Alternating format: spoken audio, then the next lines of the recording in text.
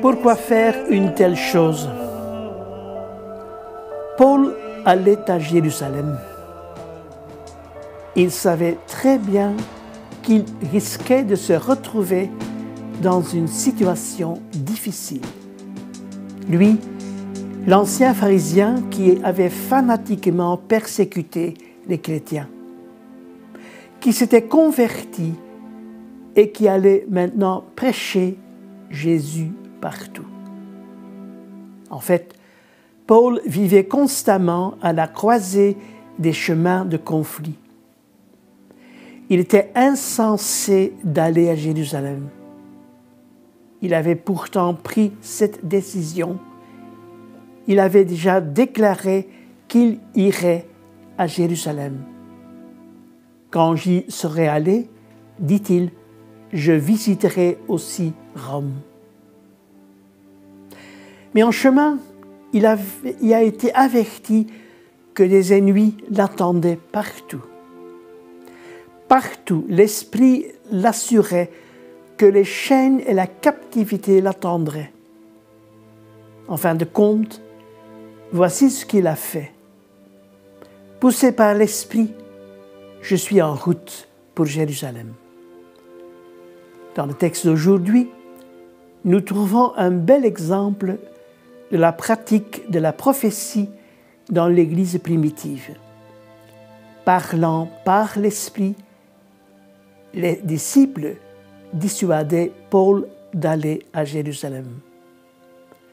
Un prophète venu de la Judée prononce même un véritable oracle comme dans l'Ancien Testament en disant « L'homme à qui appartient cette ceinture sera lié par les Juifs de Jérusalem qui le livreront aux païens. » Pourquoi Paul va-t-il quand même à Jérusalem?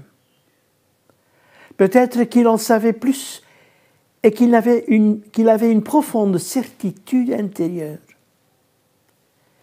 Mais qu'il tomberait entre les mains des païens, c'est précisément ce qui lui donnera l'occasion d'annoncer Jésus aux païens et d'aller à Rome, le but ultime de son voyage.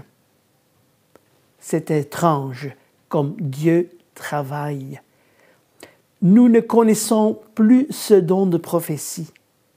En fait, cela signifie que Dieu est plus grand que les circonstances, qu'il va beaucoup plus loin que nous. Il permet aux gens de traverser tout un parcours de vie, jamais sous la contrainte. Mais en tant que chrétien, on peut parfois se retrouver dans des situations très difficiles. Mais il y a une sagesse intérieure qui enseigne à regarder les choses différemment. Celui qui peut le comprendre, le comprendra, disait déjà Jésus. Mais le voyage est si captivant, si étonnant. Il y a tant de choses qui se passent par hasard ou non, qu'on ne peut presque pas s'en empêcher de suivre la route indiquée par le Seigneur.